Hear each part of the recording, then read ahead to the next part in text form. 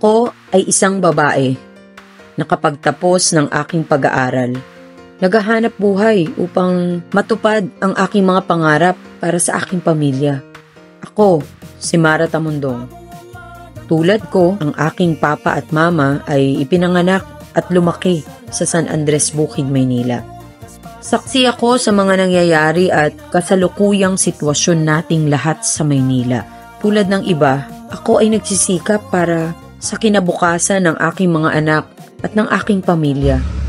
Hindi ko pinangarap na mahirapan, pero tulad ng iba, malaki pa rin ang aking pag-asa na mababago ang lahat para sa kabutihan at ikauunlad ng buhay nating mga Manilenyo.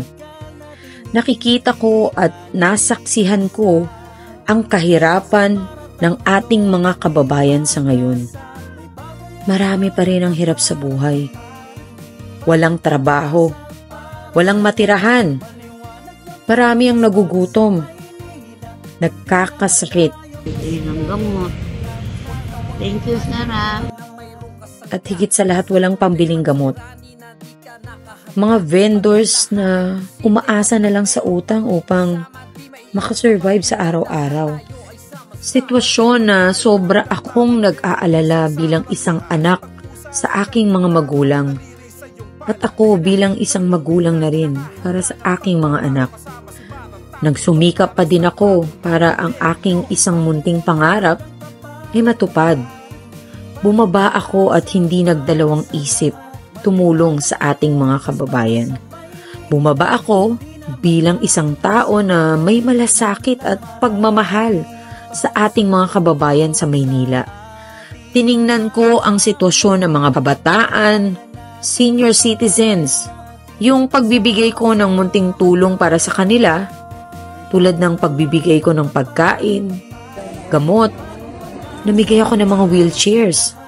At higit sa lahat, sinusuportahan ko na maibaba ang mga programa ng ating gobyerno para sa tao. Sapagkat naniniwala ako na kapag tayo ay nagtulungan, nagkaisa at nagmalasakit ay siguradong magtatagumpay tayong lahat.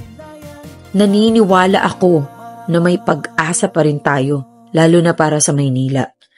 Kailangan lang natin magkaroon talaga ng tunay na pagtutulungan, pagkakaisa, pagkakaroon ng tunay na puso at pagmamalasakit para sa ating kapwa. At higit sa lahat, yung aksyon na ibibigay natin para masolusyonan ang ating mga suliranin. Kailangan nating siguraduhin ang magandang kinabukasan ng ating mga kababayang Manilenyo. Walang imposible sa ating Panginoong Diyos.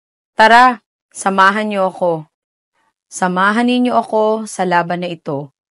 Dahil ito ay hindi ko lamang laban, kung hindi laban nating lahat para sa kahirapan.